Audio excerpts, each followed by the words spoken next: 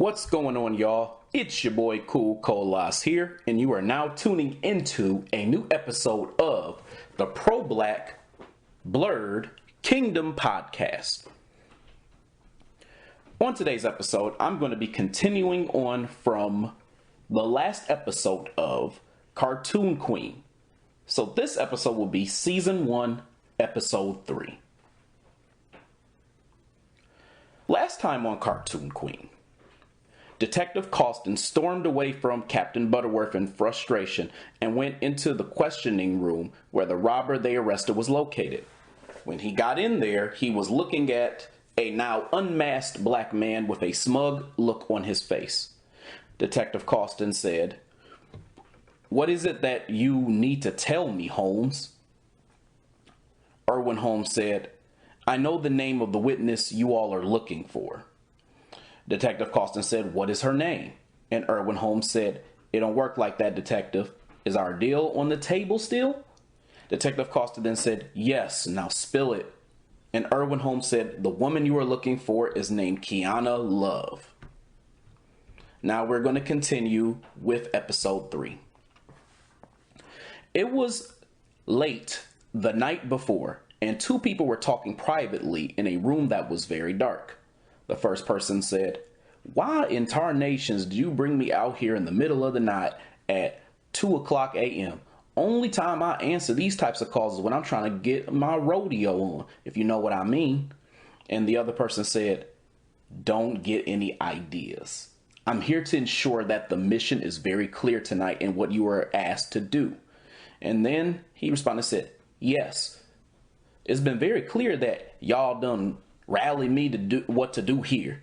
Now, what I ain't too keen on is what numbers we talking." The person responded and said 100 grand. And he said, 100 grand for a potential dummy mission? Everyone could see me at that. I want 500 grand up front before I even do anything. The person responded to him and said, "I'll give you 250 grand after you complete the mission, and that's all I'm willing to budge on." And he responded and said, "Fine, you got a deal." And this person responded and said, "I'm counting on you, Techxan. Make sure you make it happen." And he said, "Don't you worry your pretty little head, my dear. This cowboy's got it covered." Qiana, meanwhile, got to work rushing and hurriedly, and her boss, Monet, stood there in a yellow business suit as if she was waiting for her. Monet said, "I'm going to overlook the fact that you are late today for the last time because I desperately need you to make sure that tonight's event goes smoothly. But if it were me, I would suggest you not pull this level of tardiness again if you want to keep your job."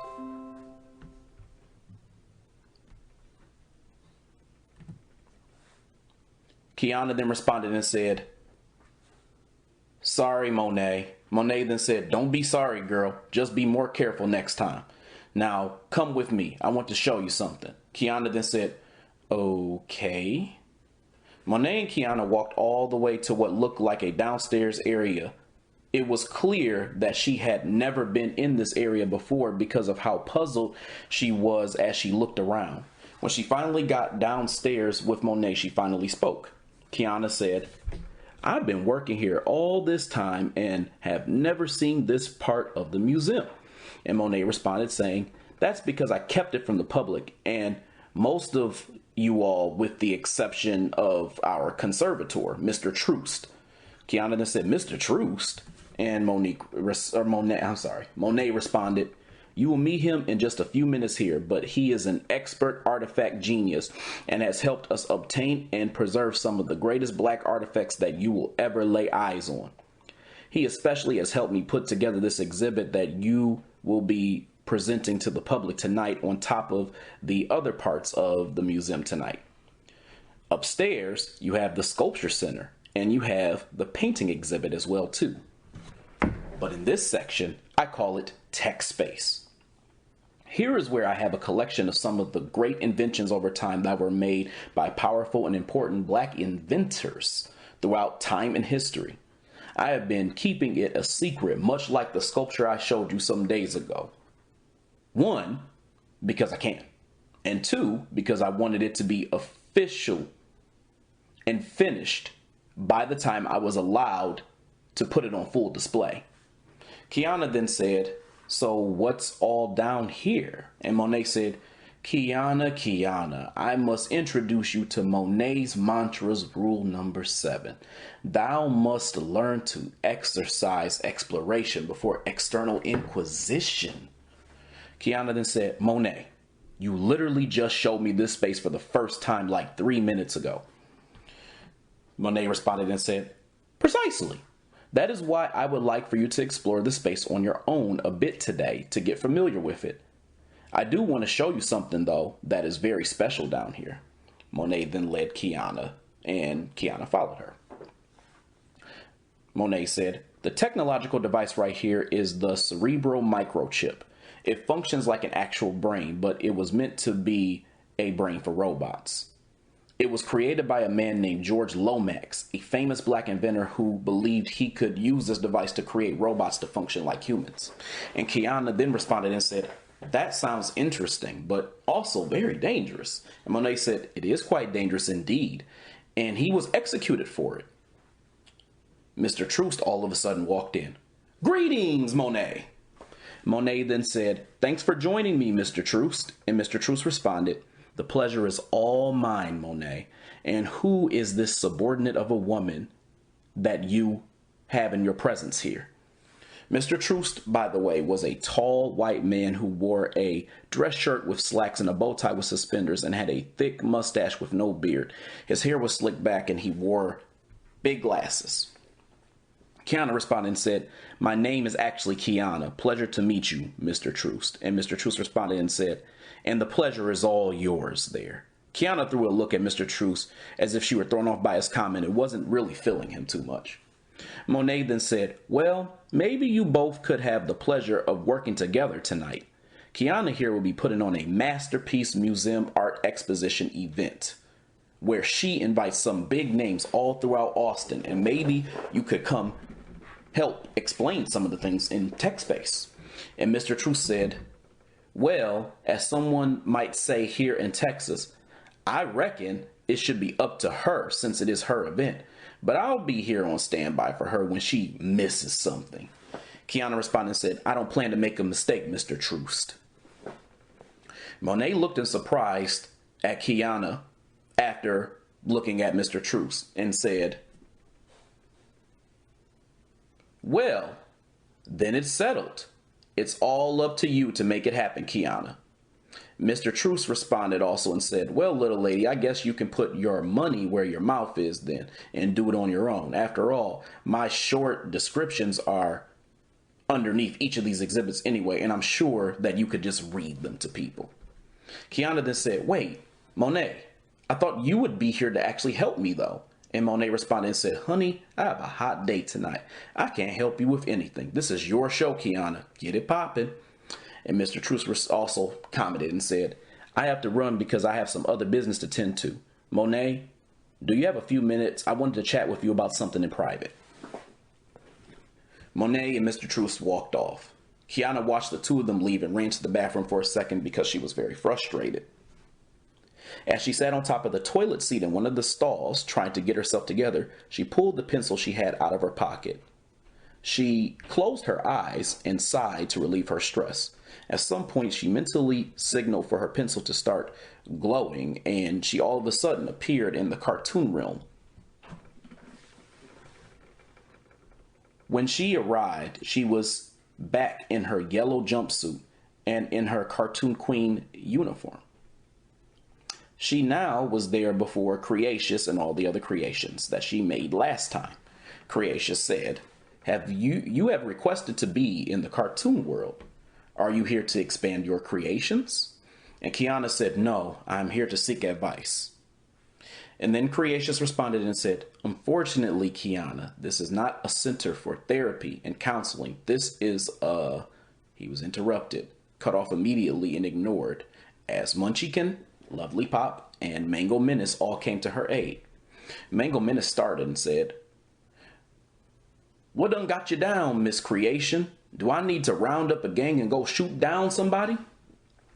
Munchkin also said, Munchkin wanted to know why Master looks sad. And Lovely Pop said, who do I need to go and seduce to change this around, sweetie? Qiana then told them, I'm just frustrated because I have an event tonight that I need to run by myself. And Mango Menace also responded to that. You better take control of this mission, cowgirl. Qiana said, how am I going to do that? I don't even know my way around the whole museum. Lovely Pop responded, maybe we could give you a hand or two tonight, honey.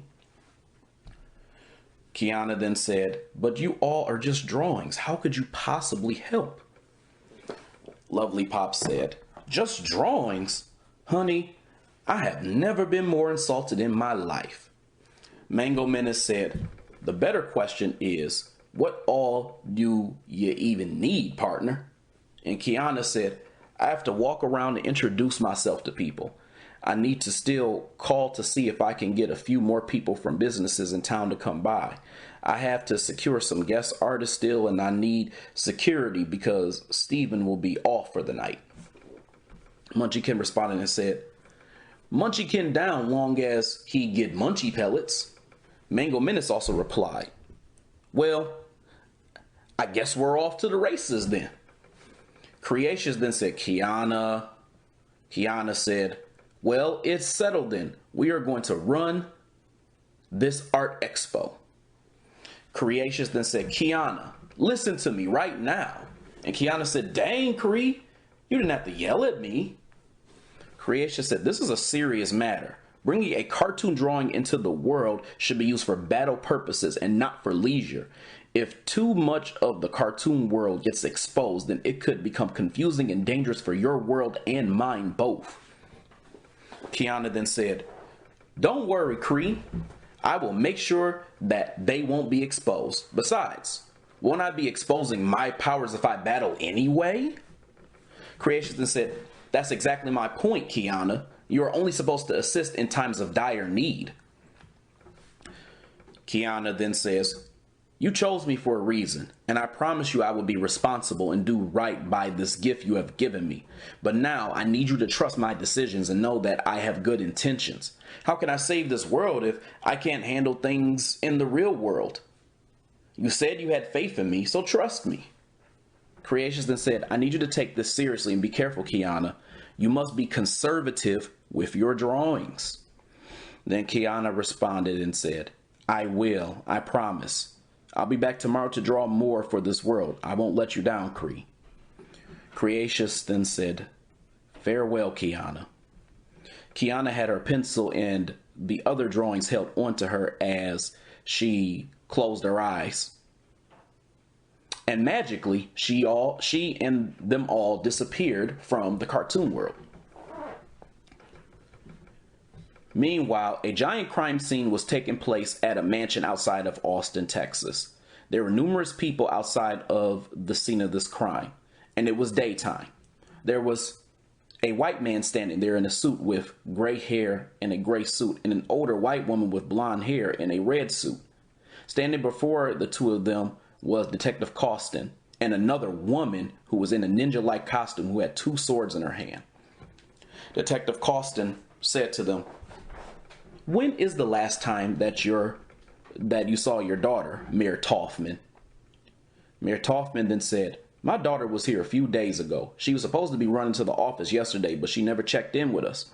Our campaign employees didn't see her either. She said she was getting some stuff ready because we had some things to take care of on our own, so we really haven't had a chance to hear from her ever since. We figured she was with her boyfriend, but he hasn't seen her either, so we're not really sure what happened to her. Mrs. Toffman then said, why is this woman standing here with those gigantic swords? Detective Costin replied, this is Ninja Spy. She works with the PVC. She is a special agent who is great at spy work. Ninja Spy also replied and said, I would love to look around your residence. Enemies may have infiltrated your fortress, and I am here to exterminate them. Ms. Toffman looked at her with great concern and said, What are you going to do with those swords? We just want to find our daughter, not a fighting scene from a karate movie. Detective Costin turned his attention to Mayor Toffman and said, "What is your daughter's name?" Mayor Toffman then said, "Daisy Toffman." And Detective Costin responded and said, "Describe her." Mayor Toffman said, "You've seen her before, all over television. She's 5'6", around 130 pounds, long blonde hair, blue eyes. How could you not see her?" Detective Costin responded and said, "I don't watch television very much, Mr. Toffman. I know about you, but I'm not familiar with any of your family." Mr. Toffman responded and said, "Well, you just ought to. I'm the mayor of your city, and the truth is you and your team ought to be doing a damn better job of finding criminals. This is a tragedy and a disgrace to our family. Our daughter has gone missing, and your organization has been reduced to uninformed detectives and circus acts." Detective Costin then said, "Sir, that's why we are here early. We are trying to find her and others like her who have been kidnapped as of late. The sooner you cooperate with us, the easier this will make for both of us. The easier this will make the situation for both of us." Mayor Toffman then said, "Easier? You think me cooperating with you will make the fact that my daughter is gone easier for me somehow? You need to get a clue, buddy, a real clue. I'm the mayor of this damn city, and I demand you find her and find her soon." Detective Costin then said, "We're on it, Mr. Mayor. By the way, I can't imagine why anyone wouldn't want to vote for you with the way that you just take charge." Detective Costin said this sarcastically and rolled his eyes before he turned his attention to his phone that was ringing and excused himself. "What's going on, Tyson? I'd expect you to be busy seeing as you left me with this spy over here scaring the hell out of Mrs. Toffman." Rashonda Tyson, who was his partner, said to him, "I did some digging and I wanted to tell you that I found the address of Qiana Love." Rashonda was a short, brown-skinned black woman with a short haircut and a police uniform outfit on. She was also in her early 40s. Detective Costin responded and said, "Can you text it to me? I'll swing by there after I'm done here. Also, did you have to take an off day today?" Rashonda then said, "Yeah, the least you could do is say thank you, Costin. I went out of my way to get this for you on my off day, too." Detective Costin said, "Thank you, Tyson." And Rashonda said, "You can make it up to me by buying me some real Tex barbecue for lunch tomorrow. Lunch is on you, boo." Detective Costin said, "You are the best partner." Rashonda said, "Don't I know it? Let me know how it all goes." And Detective Costin responded and said, "Okay, I got it."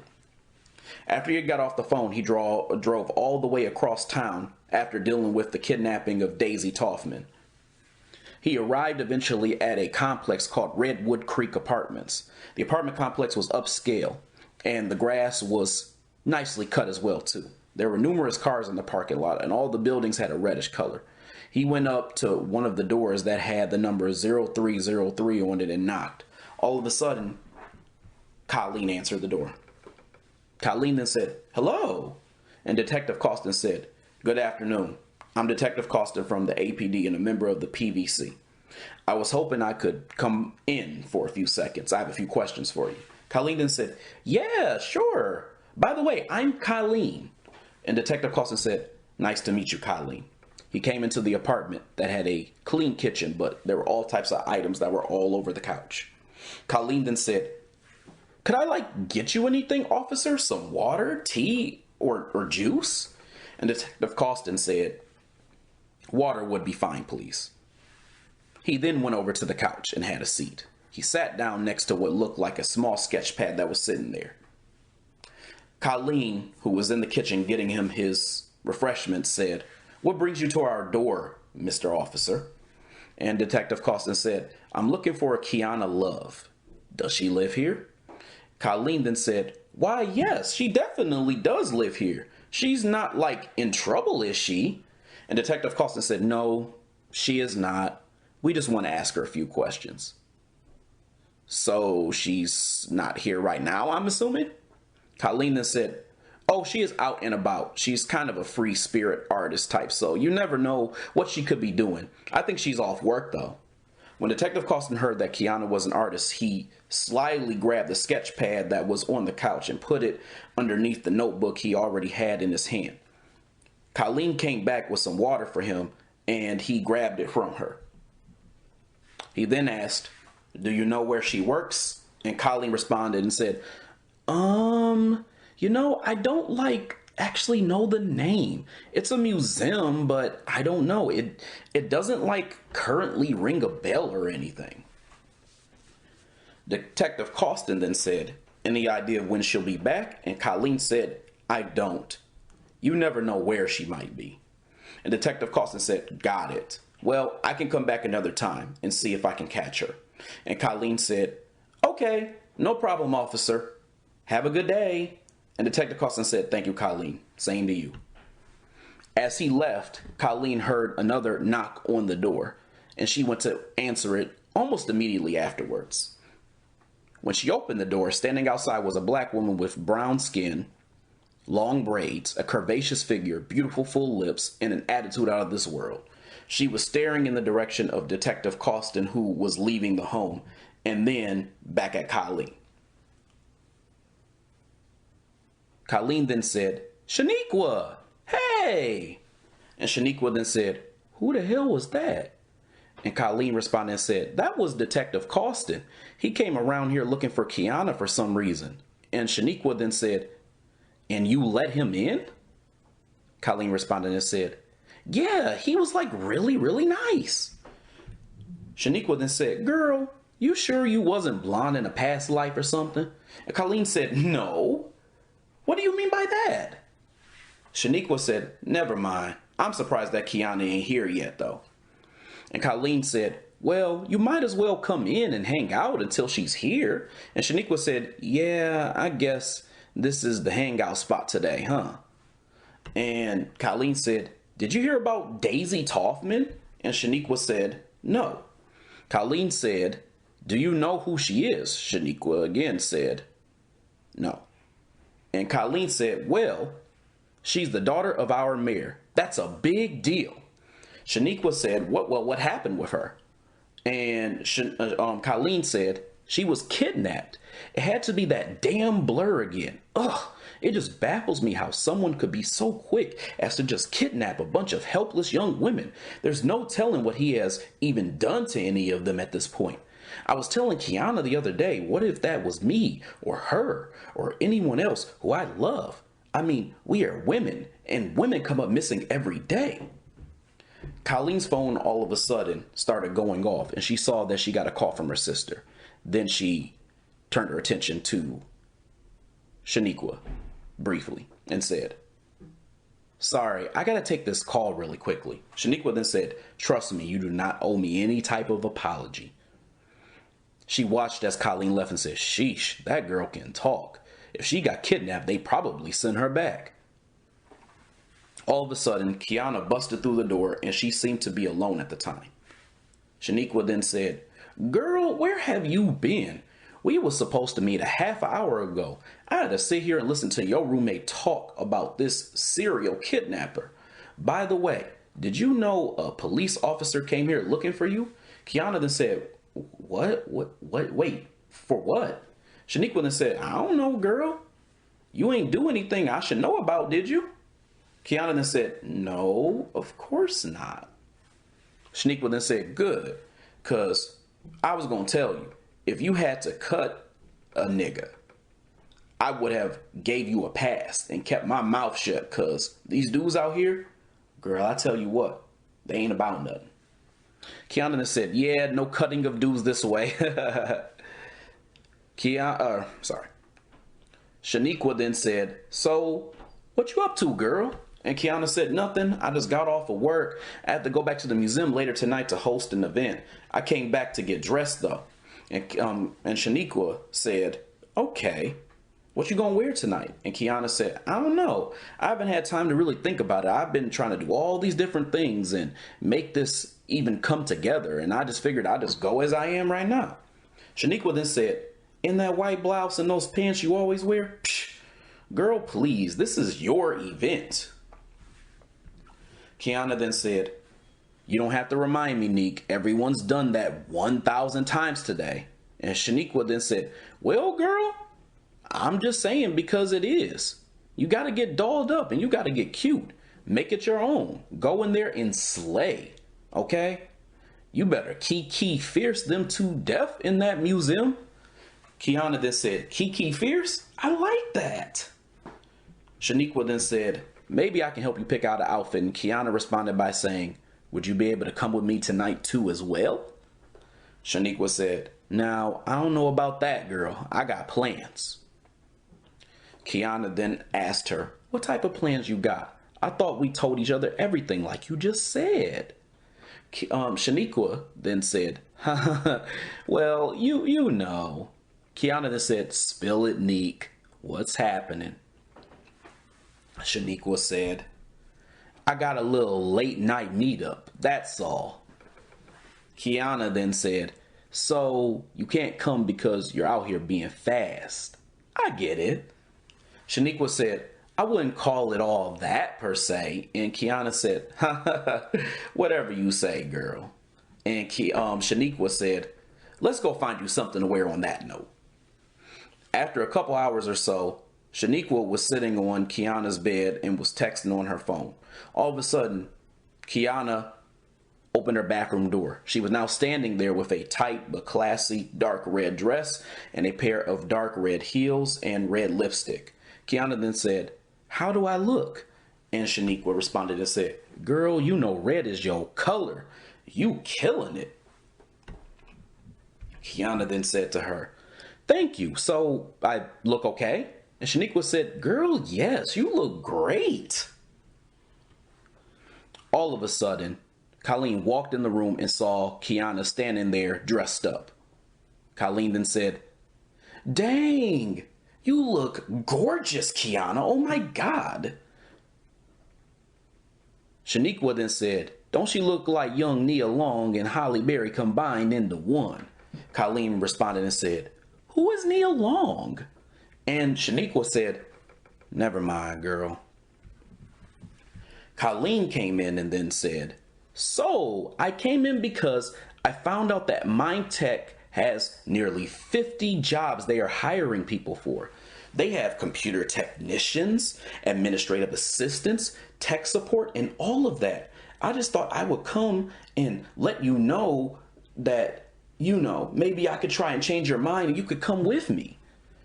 Shaniqua then said, shit, I need me a job like that. They get on my nerves over there at Carl's Jr. Maybe I'll go with you to this little interview.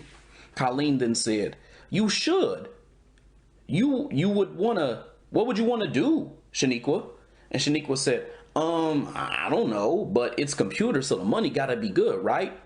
I need something while I'm still trying to make these psych classes, while I'm trying to get through these psych classes in school.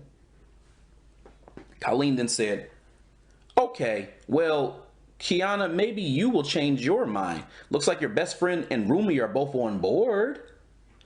Shaniqua then said, you was in there a long time, Colleen. You and your sister good, by the way? Colleen said, yeah, she was just telling me about her new boyfriend. She wants me to meet him and he seems really nice. Shaniqua then said, but, and Colleen said, but she hasn't told our parents yet that they are dating and she's 17 and boy crazy. Shaniqua said, well, good luck with that. Anyway, I gotta get back home. You trying to come to paint and sip next week, Kiki? Qiana then said, that sounds fun. You know I love to draw and paint. And Shaniqua said, oh, I know. You've always been drawing cartoons and shit since I've known you. That's your thing. But let's see how well you do when you got a little lick in your system and you're trying to draw and paint. Colleen then said, ooh, can I come too? And Shaniqua said, why not, Colleen? Colleen then said, great, this is going to be so much fun. Colleen got so excited that she hugged Shaniqua and Qiana both, but Shaniqua was a bit thrown off by this. Colleen then said, "This is the start of a beautiful friendship between me, you, and Shaniqua. First the interviews, and now paint and sip." Colleen got excited and then walked off back into her room. Qiana looked over at Shaniqua and said, "That's my roommate for you." And Shaniqua said to her, "She ain't had to hug me though." Meanwhile, at the PVC, Erwin Holmes was in the questioning room and Detective Costin walked in. Erwin said to him, "Got some good news for me, Detective?" And Detective Costin said, "Letting you out on the street isn't exactly good news, but we had a deal. However, until we get Love in here, you ain't going nowhere, so you better get comfortable." Erwin then said to him, "What you got there, Detective?" Looking at the notepad in his hand. Detective Costin then said, "It's a notepad. I was in her apartment today, but she wasn't there. Her roommate let me come in. I got this sketchbook. You said she was an artist. What else can you tell me about her?" Erwin then said, "I don't know anything else, Detective." Detective Costin said, "Don't fuck with me, Erwin, or I'll call this deal off. You said she was an artist, and you said that she could have some special abilities involving her art, and it may be something to look at. You also told me you had reason to hold her up at gunpoint. Now I need you to tell me what else you know, or I won't be doing anything." Erwin then said, "Calm down, Detective. Don't get your panties in a bunch. The only thing I know is that she has something that could give her those abilities, and it belongs to someone else, although it is in her possession." Detective Costin said, "And this sketchbook isn't it?" Erwin said, "It looks like a normal sketchbook to me. Guess you will have to go back and do some more digging, Detective. After all, that is your job, and I told you what I know." Detective Costin frustratedly got up and headed towards the door, but he asked one more question before he left. He then said, "Who put you up to this, Erwin? I feel like you are not the mastermind behind this, but you know more than you're telling me, and I can tell." Erwin responded and said, "I cannot give you a name because I do not have one, but if you go give me some barbecue, maybe I can help." Detective Costin shook his head and then left the room. Erwin sat there with a smirk on his face. Meanwhile, at the museum, there were numerous people at the event. There were business owners from all over the city. Everyone was dressed up and walking around, conversing and looking at art. Qiana was there, and she was standing next to what looked like a woman who was wrapped up in a black dress and a black head wrap that didn't expose her face. On the other side was what looked like a man in a large suit with a top hat on and a large mustache that took up most of his face. The woman leaned over to Qiana and spoke to her. It happened to be Lovely Pop, and she said, "Girl, you are wearing that dress. Sookie now."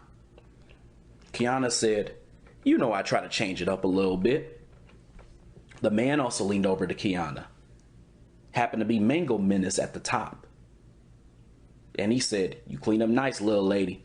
Qiana then said, "Thank you, MM. By the way, Lovely Pop, how did you all pull all of this off?"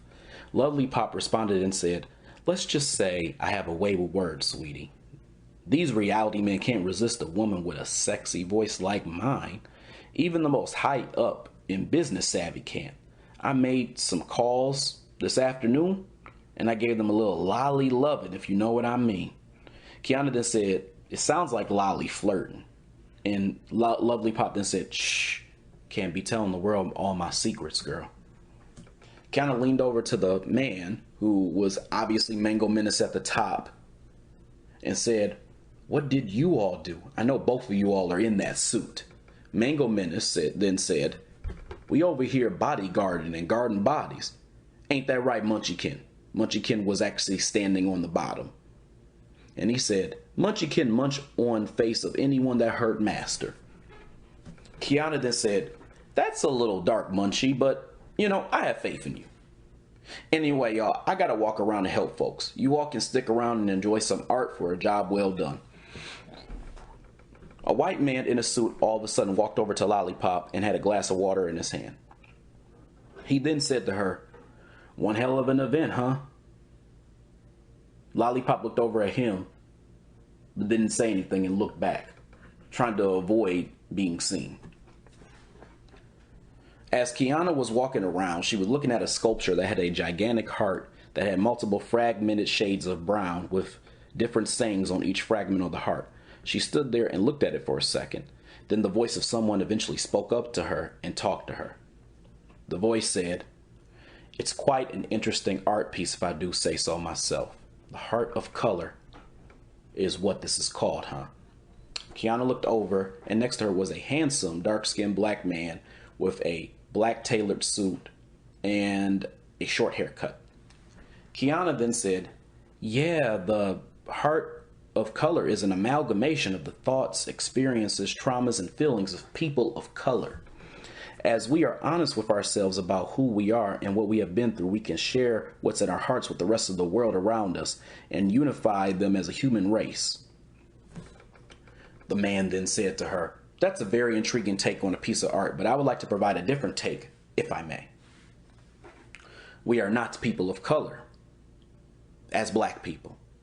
And this heart sculpture is not to vocalize our beliefs to the people around us. This is a sculpture that was made for us and to be examined only by us. If you look at each saying, it shows what qualities and attributes each person had that made them unique within the black race. As much as art can be a source of exemplifying our trauma, it can also be a way for us to show proper power and diversity. This just reiterates the narrative that we have special talents and we can share them amongst our people to being part of a heartfelt nation on our own accord." Qiana then said, "Wow, that's a great take. You taught me something new today." And he smiled when she said this and said, "I'm Levi, by the way. Levi Blackwell." Qiana then said, "I'm Qiana. Qiana Love." He then said, "Nice to meet you, Qiana. What brings you to this fine event?" And she said to him, "Well, I actually am hosting and running it." And Levi responded and said, "That's great. It's wonderful, really. You have quite a knack for putting on events, I see." Qiana then said, "Thank you. I've never been told that before. My passion actually, though, is art. I love to speak about it, interpret it, but ultimately I love to create it more than anything." Levi then said, "Oh yeah? Is this your studio?" And Qiana said, "No, the owner couldn't make it today, so I'm here running the show, but I do make my own art." Levi then said, "Nice. Well, what all have you made so far?" And Qiana said, "I did some drawings and I pitched it to a popular cartoon brand here in town called Lava Studios. I'm hoping what I created takes off and takes me somewhere as well too. I have so many great ideas, and a lot of it has even inspired has been inspired by my love for nerdy things like anime and comics and, the whole 9 yards. Levi then said, "Oh, sure. I'm familiar with Lava Studios. That sounds great though, Qiana. Best of luck to you in becoming a cartoonist and getting your ideas out there. I can tell you're a woman who takes pride and care in what she creates." Qiana said, "Yeah, I am. What about you though? What's your passion?" Levi then said, "Well, it's funny you brought up nerds to me because I'm somewhat of a nerd too." Qiana giggled and said, "Oh, really? And how are you a nerd?" And he said, "I'm into graphic design and creating digital images. I guess you can say it's a art form in itself." Qiana giggled again and said, "That is art. Look at you." So, funny story. My roommate keeps bringing up this thing about Mind Tech and how they're hiring so many people to do work within their company. Is that something you'd be interested in? Because apparently it's the rage all around town. And Levi said, "Yeah, I've heard about them, but I'm not interested." Qiana said, "Why is that?" And he said, "I'm focused on my own startup at the moment. I own a small business called Blackwell Design. I like to think I'm more of an entrepreneurial spirit. I want to control my own destiny, as some would say." Qiana then said, "That's impressive that you have your own business. And related to graphic design too? Maybe one day I need to be bringing my cartoons to you." And Levi said, "Maybe." Qiana and Levi looked at each other for a second and laughed, but didn't say anything. Levi then said, "Listen, allow me to give you my business card. That way we could maybe stay in touch." Qiana then said, I see you real old school with it. How about I just take your number down and you give me mine? You know, the new school way. Levi chuckled and said, that works too. The two of them exchanged numbers afterwards, and Qiana said, well, enjoy the exhibit. And Levi said, will do. Seems like there's a lot to enjoy. As he looked at Qiana. Levi walked away and Qiana smiled as she stared at him when he left. At some point, one of the artists got on stage and was about to explain one of his paintings. Qiana could only hear him from afar so much, but as she walked up, all of a sudden, there was a man had burst through the glass window that was in the museum on the first floor, causing an uproar for people to scatter. Qiana then said, what in the hell? A man stood before all of them, and he appeared to be a cyborg who wore a Texas cowboy hat. He had a long gray beard, and he had a blue, yellow, and red metallic robot suit that appeared to be his actual body. One side, he had a cybernetic humanoid arm, and on the other, he had a cybernetic arm that turned into a blaster cannon. Hold on one second. Just a brief pause here. He had it charged up, and a flash of blue light was charging from it. He then said, listen up, buckaroos. I'm gonna need y'all to clear out this joint unless y'all want to get y'all's heads blown off. Your boy Techxan here came to collect. Qiana saw what was going on and immediately ran away for a second. As this went on, though, a lovely pop tried to step in. She tried to kick the Techxan, but his metallic body armor was too dense to hurt him. When she tried to kick at his head, he grabbed her leg and flung her back, knocking her into the front desk and unconscious. As she tried to, after not being able to see properly, she tried to get up, but the Techxan pointed his laser gun at her and blasted a new cannon beam at her, but missed and hit the wall instead. And he created a hole in the wall. People were scattered and running everywhere. All of a sudden, the Techxan was shot with what looked like a barrage of mangoes and was knocked back with fruit splattered all over his face and body. He eventually wiped his face and his body and then looked around. There was Mango Menace. He then said, you ain't the only one who can draw real quick, partner. That's why you done got splashed with a face full of mangoes. Here goes round two. Woohoo!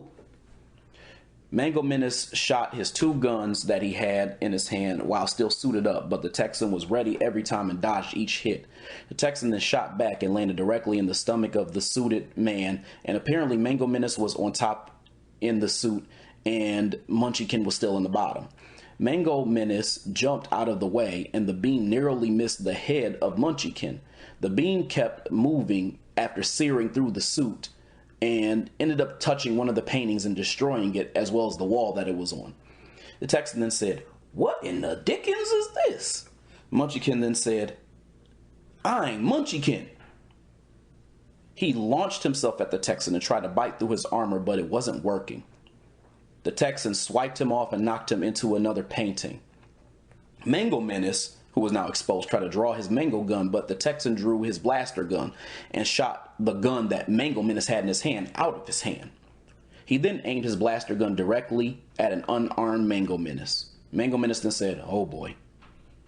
He took off running as the Techxan aimed his gun at him and shot it, but the Techxan kept missing because Mango Menace was too quick. Techxan then saw a camera in the corner and he pointed his blaster at it and destroyed it. He then said, I had to get rid of that eyesore. Now say your prayers. This was a good showdown, partner. The Techxan pointed his gun at Mango Menace. But all of a sudden, the Techxan was blindsided with what looked like a punch to the face with a gigantic boxing glove.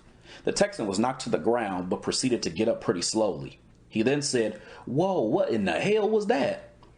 Qiana stood there with her yellow suit on and apron with a Q on it. She had boxing gloves on that were red and glowed a red color as well. Techxan then said, where in the hell you get so much doggone power, girl? Qiana then said, I'm not a girl, but I do call these the glowing gloves. Qiana took off the gloves and then pulled out her gigantic pencil to erase them now that her and Techxan were alone. The Techxan then said, "What in Sam hell am I witnessing?" Qiana drew two red-colored samurai swords that came to life, and then she said, "You are now witnessing the coming of Cartoon Samurai." Techxan then said, "Samurai? Little lady, you seem to have lost your damn mind." Qiana then said, "Precisely," and smiled. She got in a stance and ready to fight the Techxan. At this point, all the people who were in the room, who were in the museum as a whole, were gone because they had ran away. He shot a few energy beams at her, and she blocked all of them by cutting them with her sword blades. She then went on the offense and tried to stab him with the swords. She missed with several swipes, but at one point she slashed his leg. The Techxan noticed and said, "You feisty little broad, you done wind slashed my leg. What kind of metal is that damn sword made of anyway?" Qiana then said, "I imagined a metal that could cut through your robot body, and that's what it did." The Techxan aimed his gun at the sword's hilt and blasted one of them away. Then he did the same with the other. Qiana then drew what looked like a jelly bean that was red. She ate it. Then all of a sudden, fire symbols appeared in her eyes. She put her arms out and charged up, and she had fire now surrounding her body. She then said, "I guess I'll have to melt that body of yours, Mr. Techxan." Qiana grew two fireballs in her hand, and the Techxan then said, "I don't have no damn time for this." Qiana threw fireballs at the Techxan and missed because the Techxan now at this point was running. He actually ended up going downstairs. Qiana's flames eventually wore off, but she now started a mini fire in the lobby. She was now conflicted with either chasing the Techxan or putting out the fire that she accidentally started. She had to draw a red fire extinguisher, and she put the fire out before it could get any bigger. She was in a rush and didn't think much about what she was doing, so she tried to scribble it out at first. She then realized that she made a mistake and then tried to erase the extinguisher and the scribbling as much as possible, but unfortunately she actually missed some of the scribble and kept it there. She had her large pencil in her hand still as she chased after the Techxan. But when she got downstairs, Techxan was staring at the microchip that was in the showcase that was shown early to her by Monet and Mr. Troost. The Techxan then said, "What in tarnations would these fools want with a little old microchip anyway?" Qiana then said, "Stop right there, Techxan," and pointed the pencil at him. The Techxan quickly looked at her and then looked back at the glass and said, "It's a little too late, crazy cartoon woman. I came to collect."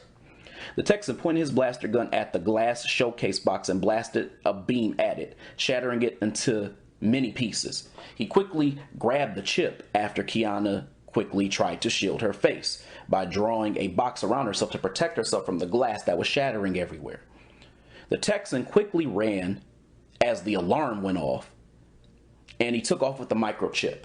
And he also blasted a hole through the wall before trying to get out of the museum. While outside, he projected a rocket pack from his back, and he also made his feet glow. And he used the projection from the rocket pack and his feet to fly in the air. Fluorescent blue lights glowed from the bottom of his feet, and the rocket pack had fire that was protruding through it so that he could fly away with the microchip. Qiana sat there devastated by what happened and quickly gathered her friends from upstairs, and she got them so that they could leave the scene of the crime before the police could get there and before she was caught once again. To be continued. Alright, y'all, so this was the episode. I hope you guys enjoyed it. I know it has been a long time coming, and I hadn't had a chance to get this out since I think April or May. So again, I hope that this was enjoyable for you. Stay tuned for the next episode because it will be coming at some point. I hope y'all have a good day, and I will talk to y'all later. Peace.